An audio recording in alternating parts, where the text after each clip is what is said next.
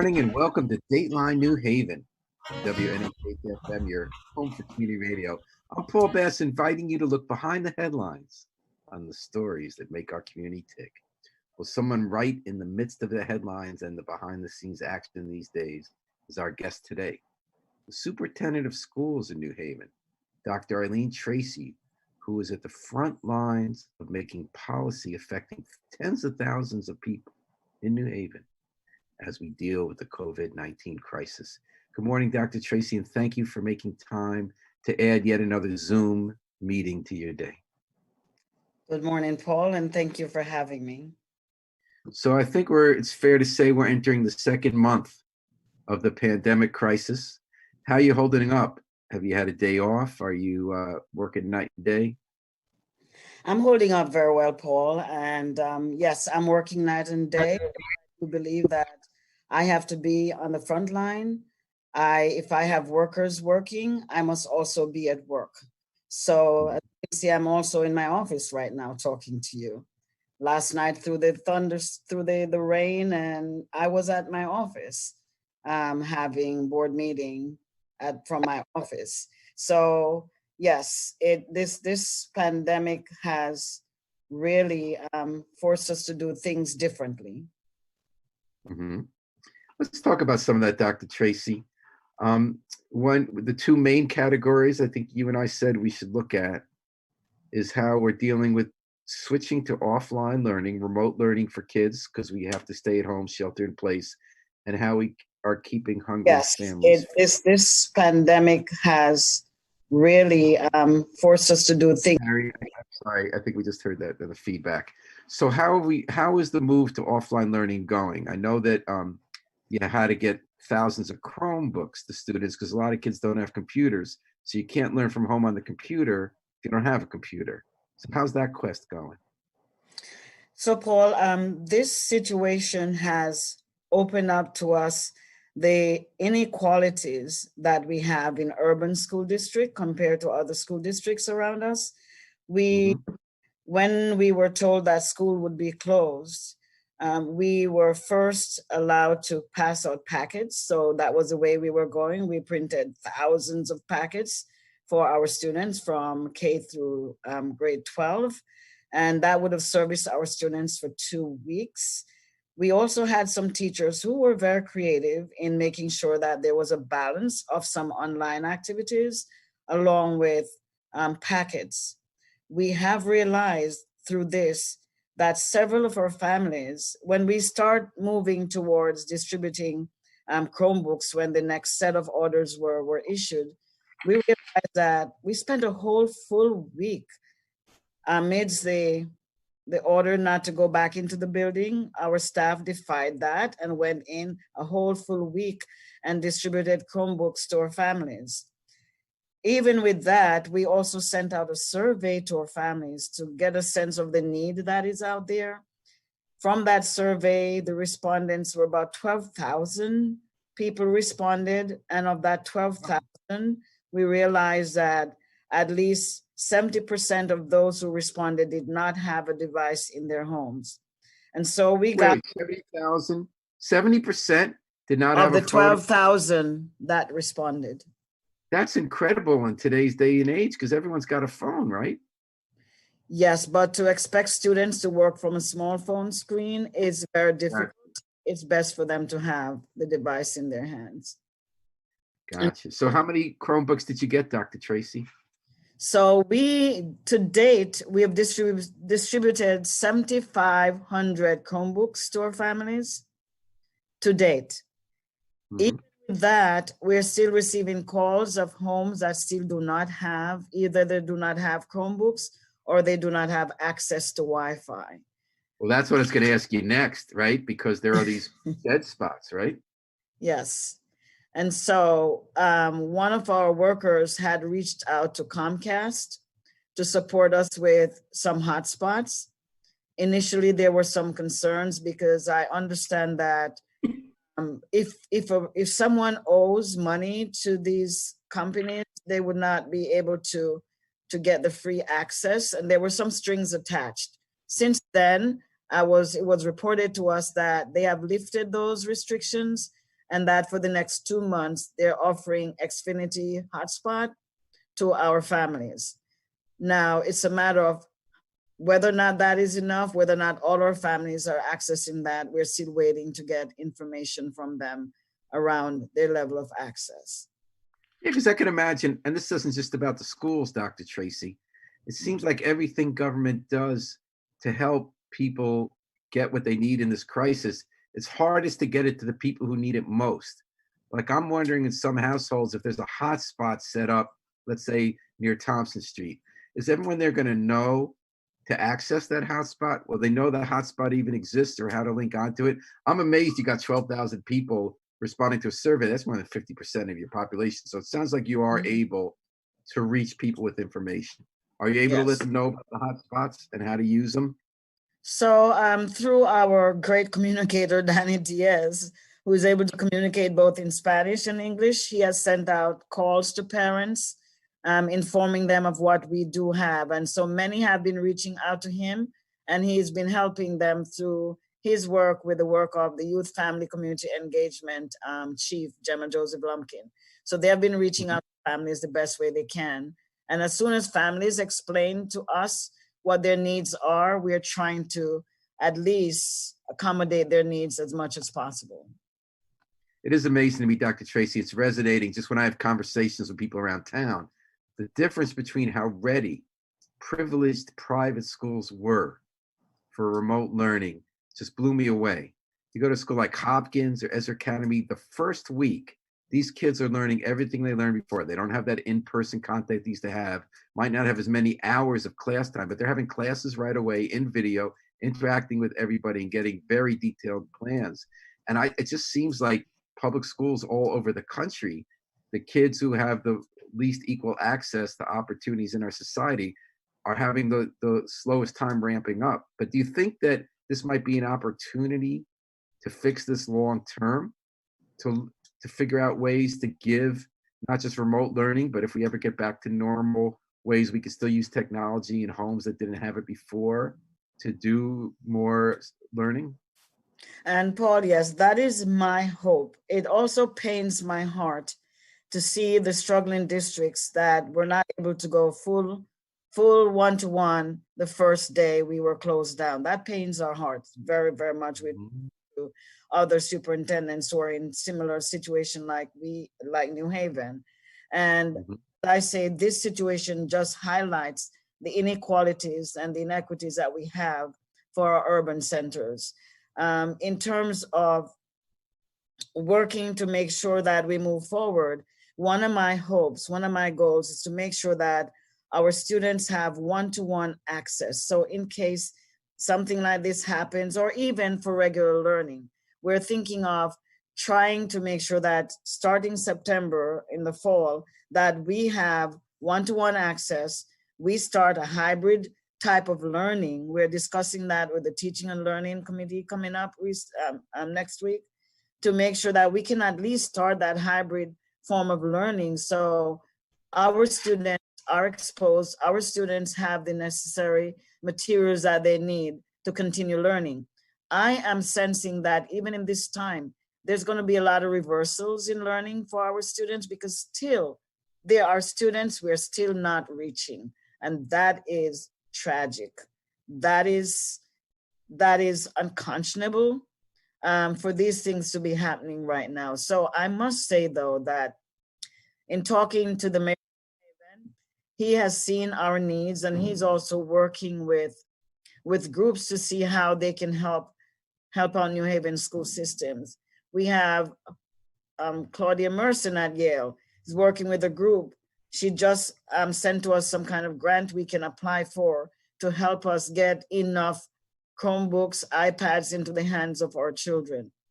The amount given out right now, those we will need to replenish our schools. So 20,000 students, I want to see 20,000 devices in our schools for our students to start out day one. Day one, teaching them how to access the different platforms that we have. We're using Google platform for the delivery of our learning for grades 3 through 12th grade, and the lower level, they're using what is called Class Dojo as much as possible to I facilitate. just learned about that for the first time. I interviewed a parent in the Hill who's having a great experience at Hill Central Pre-K. I never Yes. heard this dojo thing. And she has to send in 3 times a day a photo of her kid doing the projects. The projects are interesting. Stuff like, Yes. you get the household products with the water and the oil, you see how stuff stinks. And then you take a Yes. picture of that and send it to the teacher. It's interesting. Yes. So it Yeah. can happen.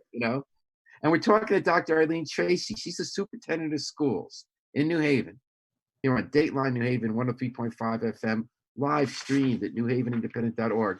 So the second big mission you have, among all the other ancillary challenges of COVID-19, is feeding hungry families. One thing that's broken my heart, and I'm sure you saw it years earlier, in recent years, was to discover how many families in New Haven have kids who don't get a lot of meals if school is not in session. They depend on the free meals in New Haven schools to eat. And I remember we started hearing a few years ago about teachers who would pack backpacks for kids going home before a school break with extra meals, making sure they had it. Now we have a summer meals drive. So you've been having, I guess, is it now 3 days a week where families can come to the schools and pick up a couple days worth of meals, correct?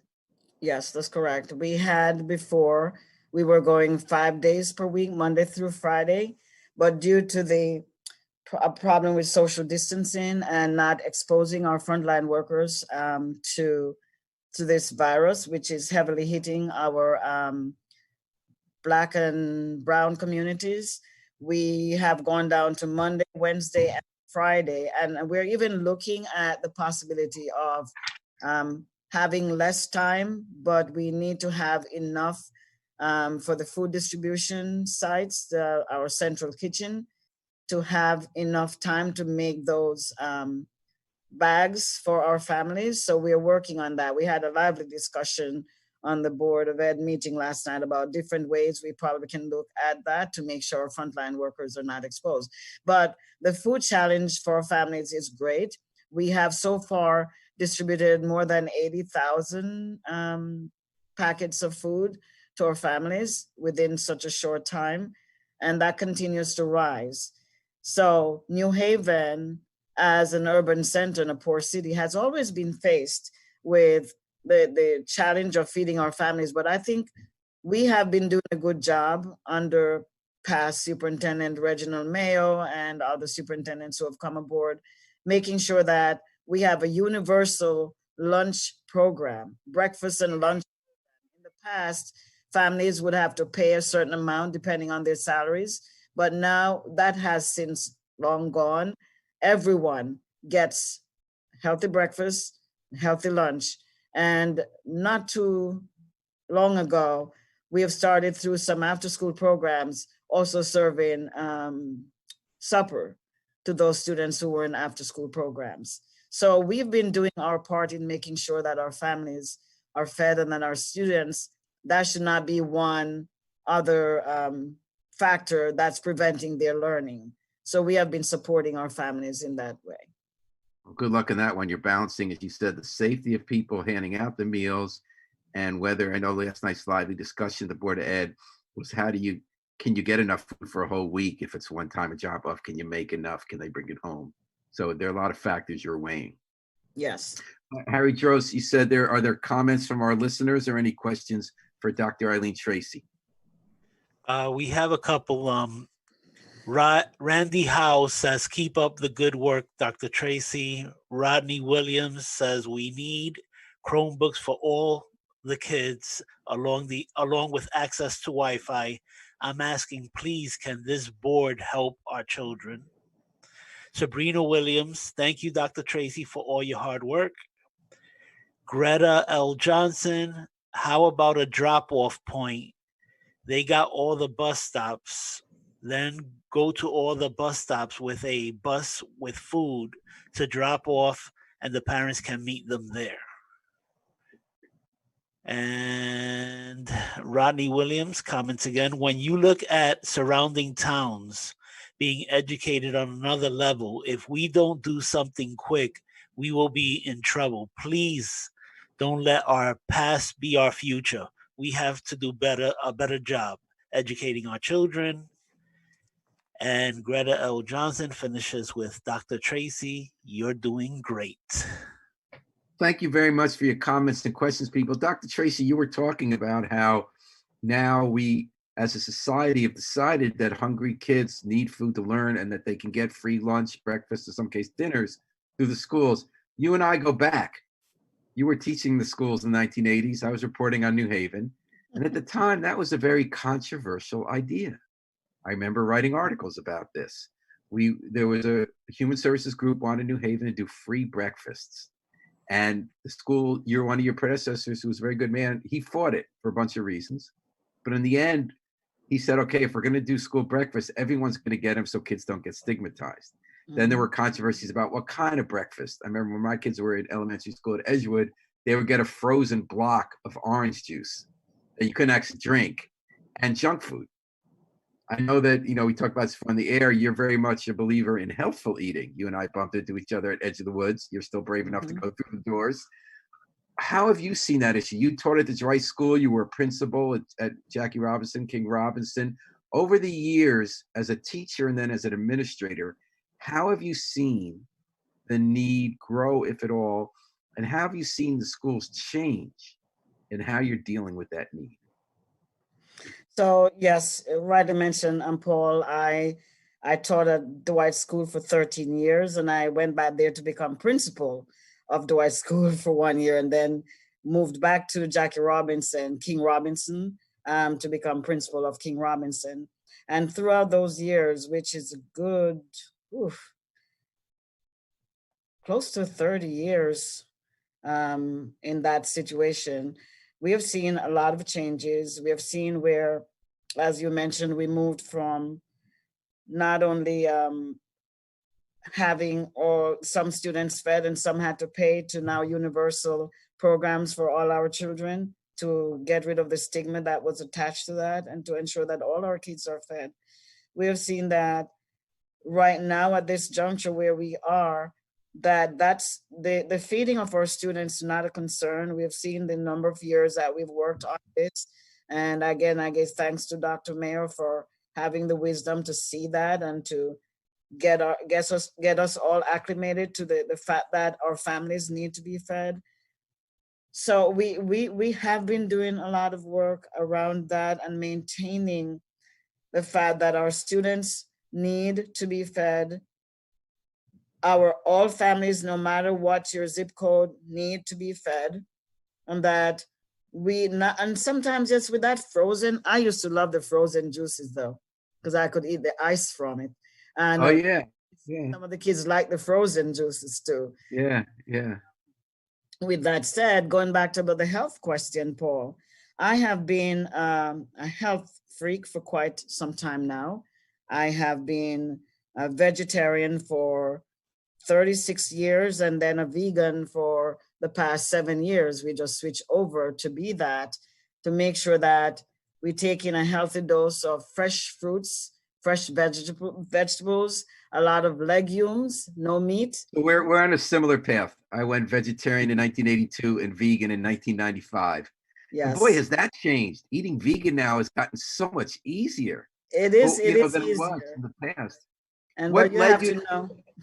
Why did you become a vegan? It's a matter of believing that that's a healthier way of going, and to keep certain animal products out of our diet. All my children, all 7 of them, were raised vegetarian. What they're doing now with their lives, I don't know, but that's how we have trained them. And even with this crisis, they're sending back to me about recipes I have for them to make things. And it does stretch. It's expensive diet, though. I must say that. As you can see when you go to Edge of the Woods and shop, it's an expensive way of life. I find that I feel part of it's expensive because you're getting fresh fruits and vegetables rather than canned. But when you get to the other side of the store and you get the bulk beans, the bulk grains, the bulk dried fruits, I find that that's actually, and even the tofu is a lot cheaper than tofu versus meat and the bulk grains. I find that some of it's expensive, some's cheap. Yeah, you're right. I was telling a board member recently, all right, stock up on your beans, your legume family, lentils, red beans, and then you could do lentils rice, lentils loaf, lentils stew, whatever it is, lentil soup, And those are healthy because those are considered to be complete protein, plant-based. So that's Yeah. where I've been for the past several years.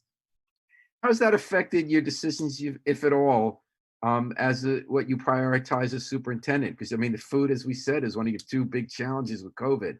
Have you? I know the school system itself has made so many strides in making meals more healthful and still serving food kids are going to want to eat. Have you seen that be a concern here? You've been able to influence the discussion at all? I have not been right now since I just took over, and then right smack in the midst of it came the COVID crisis.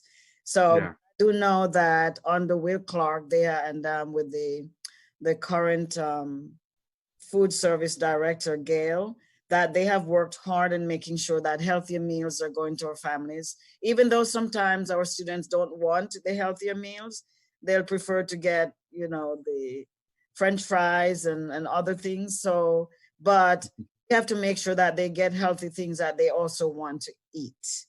Well, maybe if Michelle Obama becomes president, she'll continue that that given. But Dr. Tracey, yeah, I'm sorry, what year did you start teaching in New Haven?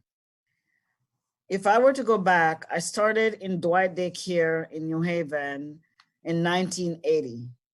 That daycare was at the Emmanuel Baptist Church. So while I was in school still here, I started teaching in 1980. And then in the public schools, I started in 1984 as teacher in the public school. And how interesting you've had so many experiences, from teaching to running a school to being brought upstairs. At King Robinson, if I remember correctly, you pioneered an international model, correct? Yes, There was a yes. school taken from France, and I'm sorry, I forget the word for it, baccalaureate or something? International baccalaureate. What did you do there? What did you change in how people were taught? I remember it got a lot of people really loved the school. So getting an opportunity, again, under Dr. Mayer, to serve as the principal of, then it was Jackie Robinson and Martin Luther King merged in one place. And so when I was given the task to lead, I had to merge both schools in one, the middle school, and because they were co-working in the same place, co-usage of the same place. And so under Dr. Mayer, I named the school King Robinson. So we also had the opportunity of getting off the International Baccalaureate program. We worked hard on that, in getting teachers trained at all levels, getting what we call the inquiry-based program for learning, both primary years and middle years program. And we were fortunate in using that to advertise at that time, Paul, for a school that was considered by the state a failing school, that no one wants to send their children to that school. So it was a struggle to change the very language, the very nature, the very way people were conceptualizing the school, to make it be a place where families were breaking down the doors to get into that building. And so How did you do that? We worked hard with our teachers. We inspire our students to let them know that they were not failures.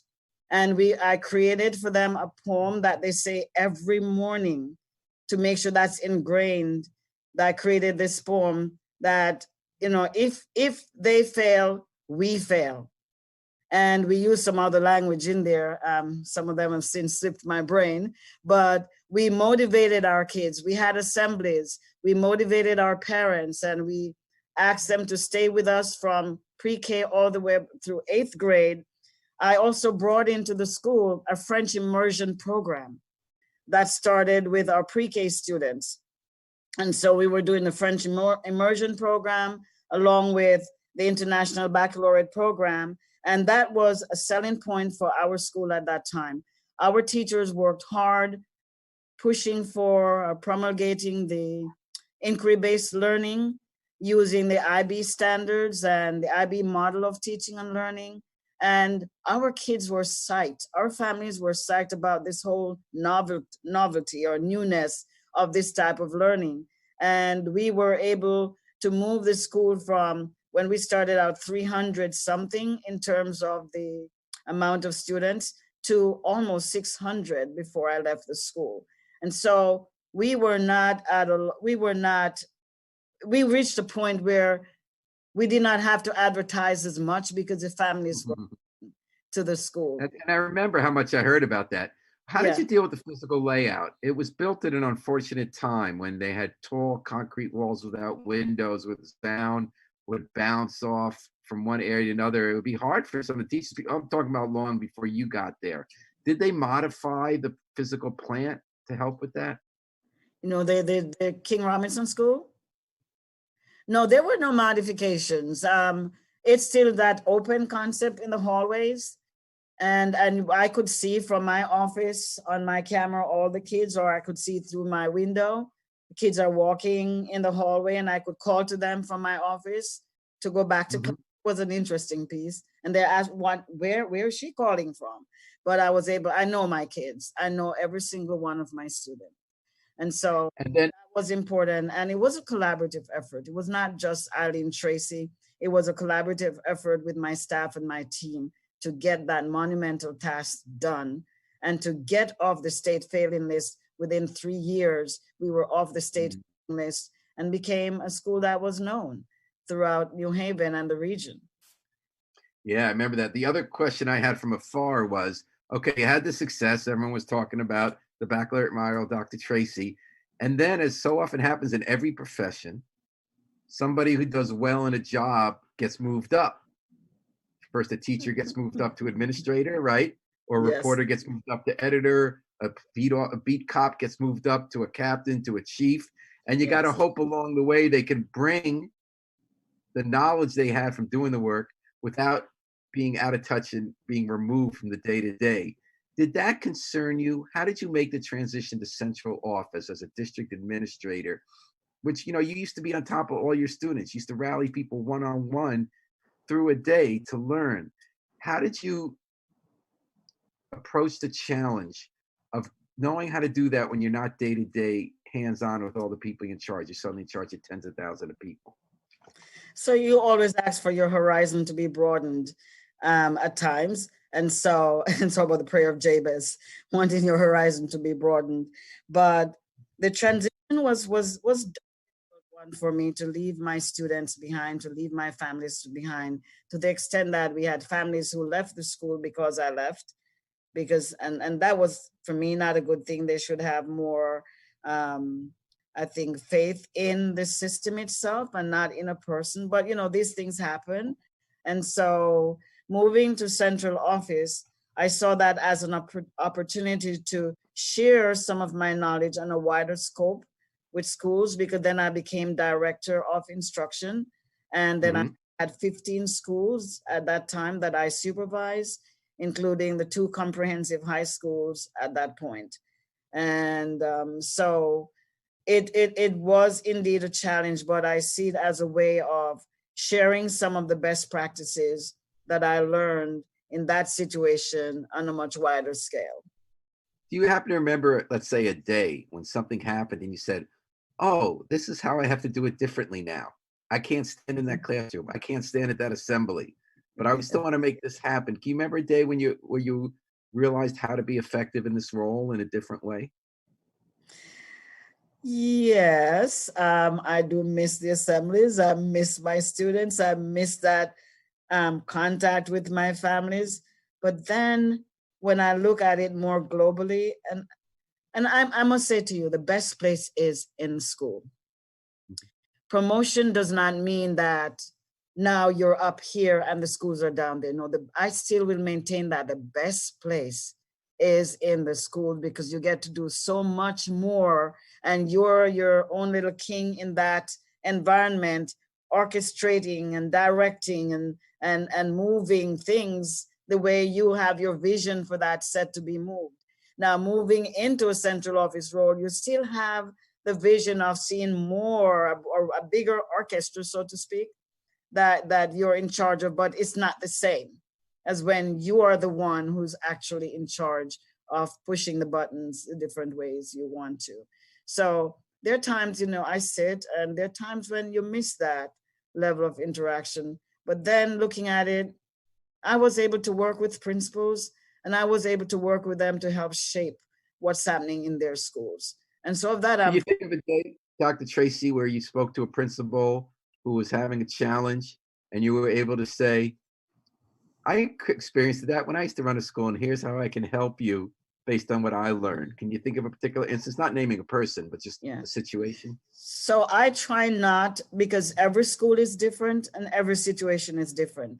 So I try not to say, this is how I used to run it. No, because their situation is different. What I do have with principals are conversations, listening partner with them, trying to talk through an issue with them, rather than imposing what I used to do. Because that does not work in the field of education, because every school is. Or lots of other fields either.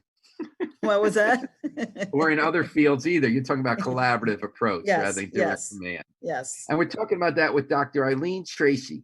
She's the superintendent of schools in the city of New Haven. And boy, does she have a challenge in her hand that I think she might not have known she was going to have when she took over the job. So late February, all of a sudden we had this sense that, okay, we heard there was coronavirus coming. We heard it was a big deal. We heard people are dying in China. Then all of a sudden it hit home fast. I remember Thursday, we heard they're closing Nathan Hale schools. Somebody was there, a parent had been exposed to it. And then within 24 hours, we completely changed our mind, decided we're going to close all the schools. We were a little bit ahead of the rest of the state on that. And then all of a sudden, we realized, holy cow, kids are going to go hungry, and you're setting up these food sites. Do you remember a moment when it hit you that all of a sudden things had changed faster than you thought and you were going to have to pivot? So, one of the things, Paul, that we learn as we study theories and other stuff is around the rapidity of change and disruptions that can happen. I go to the book written by Phyllis Wheatley that talks about the whitewater effect, and looking at that and say, oh, this is what they were talking about. This is such disruption. How can we, as a school system, master or get everyone together to be on the same page to make this happen for our kids? So when Nathan Hale happened, we were thinking, oh, that's just a matter of a couple of days. We will deep clean the building and then we'll be back to normal. And then here comes, we have to go with what our health directors say in collaboration. And so we shut down. And so when we were told we're shutting down, we had planned for our teachers to get at least 2 days to do half day of planning and get work copied for our students. And then it hits us. They will not have those 2 days. We had to close down on Friday. So our teachers, though, had, God bless them, they had been planning ahead of time and they had things ready for their children because we've been talking about that. So when we actually closed down, kids were able to go out with packets, and whoever was not in school, we had enough packets for parents to get. And so that's how we have worked on that. A great group of teachers and administrators and staff rallied around, came together, and all hands were on deck. I'm so proud of them. Yeah, and we're obviously all pulling together in New Haven at this moment. We could fight about other stuff later. Right now, we got to get everybody through this crisis. Harry Droz, our station manager, do we have other comments and questions from our listeners for Dr. Iline Tracey? Keisha Dixon and Lydia Stanton say thank you. Love you, Dr. Tracey. Keep up the good work. Helen Barajas says it is very hard to keep kids focused and interested with online learning at home. We miss teachers and a classroom setting. And Randy Howe asks, given what we are seeing and learning during this time, are there any changes in the works for the 2020-21 school year? Thank you, folks. Dr. Tracey, so 2021 school year. I mean, one thing we don't know, right, is whether this virus is coming back a second time. We're going to have to close down right after we open up. I think that's in line with this listener's questions. What are we thinking? You spoke earlier about having some permanent changes and everybody having a device, knowing how to use it, knowing how to do online learning. Any other plans? Do you think we're going to be back in school in the fall? You think we're going to be back in for a week and going back out? So the only thing I see, Paul, with being back in school, if that does happen, that we would at least have an opportunity to bring to our students. We have students who are thinking of seeing their teachers, seeing their friends again, rather than just being out totally. We have high school seniors who are expecting graduation and all those things that they're missing, which is very hard on them at this time, and also hard on families who would be loving to see their babies walk across the stage. So we have those challenges. So opening up back, if that happens, would be something we want to use that time to bring closure and give kids some fun things to do before school actually closes, which is June 22nd for us. If that does happen. As we move for 2021 school year, as I said before, we're thinking and working on plans right now to start creating somewhat of a hybrid model to make sure that we do not fall into the same problem. We are also, teachers are planning. We have our supervisors of curriculum instruction already making plans and laying these plans for what life would look like if in fall we have to continue this distant learning. So right now what we have, we're laying the foundation that we're now laying. We'll build up on those foundation to continue this type of learning. Although I do not believe that's the best way to teach students. They need face-to-face contact. They need someone to be supporting them individually. So if we move forward, we have to look much clearer on what is considered to be differentiated instruction for our students, making it more personalized for our students. And that's what I know teachers are working on right now, because we have to think of our special education population. We have to think of our English learners and how this is impacting them. So if we my daughter's a special ed teacher, and I know in public school in Massachusetts, and I know that you have those individualized plans she does with every student, and it's just not possible to do it the same remotely. She's working, but can't do it the same way. And you just talked about the need for in-person and personalized. Is special education even happening now in America?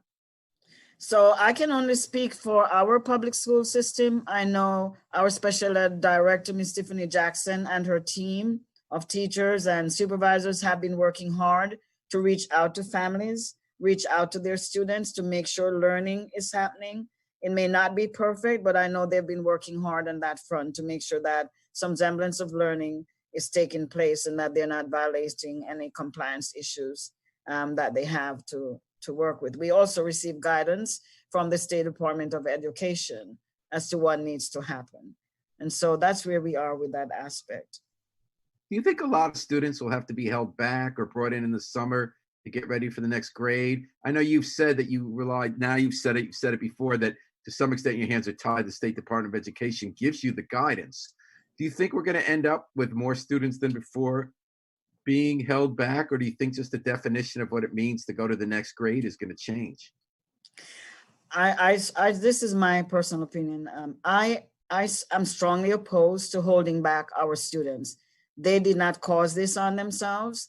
They have had 3/4 of the year experience in school, and to hold them would not be the right thing to do for our students. I'm leaning on, and with my board, promoting our students to the next grade. Now, having said that, we know that there will be gaps and there will be struggles. And that's why I mentioned that teachers will have to work on differentiating instruction, just like we've been doing, but in a more pronounced way to service the needs of our students. We have already had schools before this came on, working on what we call making sure there's an intervention block that's built into the day for our students, and especially K-8, so that this extra block, they're getting the supports that not all students will be at the same level as is the case in normal school, but more so for the struggling students to make sure we're putting more into supporting their needs. With regards to summer school, we normally have summer school supported by the State Department of Education through a grant that's called School Accountability Grant. And that was mostly for students who were considered substantially deficient in literacy. That is not for the whole entire system because enough money would not be there to do a full blast summer school for everyone. But if we're open in the summer, we still have to plan for these students. And we are already in planning mode to make that happen should we open back in the summer. We also have our high school students who we facilitate learning for to get high school credits for credits that they may have lost, which is the high risk population of students. We will still have that because we will still make sure that those things happen if we open them back in the summer. So Dr. Tracey, if I heard you correctly, please tell me if I understood you correctly. You are strongly opposed to holding back students who don't have this last quarter that school was out, don't have the credits for that. You believe in advancing them. They didn't cause the crisis. And you would like to expand on the idea of having a differentiated block of time every day in the schools to look one-on-one with kids and help those who are struggling to be brought back up at level. Rather than hold them back in the last grade, give them an extra hand up in the next grade to make that transition. Yes. And then also, Paul, one thing we've not discussed is around going back to school, the social emotional learning aspect. Many of our kids are impacted by this. Some of them have their own family members who have passed during this time. Some of them are having struggles with their families. So we have to be concerned about their social emotional state when they return to us. We're planning with our staff what those first 30 days would look like when our kids come back. We can't just jump into academics right away without thinking of the impact of all this on our students. So we're planning to make sure that there's an integration of social emotional learning along with academics, that our students are feeling safe, that our students are feeling emotionally well to even enter into learning, that we have to have a balance between those pieces. So what does that mean in practice? Does that mean more time a day for the Comer method, where with the younger grades you sit in a circle and talk about how you're feeling and how things are going? Does it mean having more school counselors come in than they're already doing, although I imagine they're stretched, to have a lot of more references from the teachers in those first 30 days to take kids out more, to talk about what's going on and seeing if they need referrals? Or are we talking about something else that I'm missing that's more specific about social emotional learning that you would do in those first 30 days? So in New Haven Public Schools, Paul, we had started this whole notion of social emotional learning, but it had not been to scale because it requires training. So very simply put, the K-8 model in terms of early, the teachers have morning meetings with students, a circle meeting with students, and these opportunities are there. And we should be more consistent with that to make sure that we're working with our students, making things fun, I would say, at the beginning of the school year, than pushing all the way into the academic learning systems. That will come when students are ready and their minds are ready to get into that learning mode academically. So it's going to be a balancing act for our staff. All right. Well, Dr. Iline Tracey, these are challenging times for them all. You got a big job here. And while we're all feeling uncertain about the future, I feel better about the prospects for our families in the public schools, knowing that you are at the helm, taking this seriously, bringing a lifetime of experience at all aspects of the public schools to bear as we try to figure out how to get kids back when they're ready to come back in the classroom and get them, help them overcome some of the barriers that have been placed in their path by the COVID-19 virus. Thank you very much, Dr. Iline Tracey, for joining us today on Dateline New Haven. And thank you so much, Paul, for having me. Thank you. Thanks to our listeners for their great questions and comments. Thanks to New Haven Hospital for providing financial assistance. And thanks to Harry Droz, station manager and wizard of all things technological in our universe. We're going to take it out with the Afro-Semitic Experience, performing I Wish I Knew How It Would Feel to Be Free from the group CD, A Plea for Peace. This is Paul Bass inviting you to fly free with us all day and all night long at WNHH-FM, New Haven's home for community radio.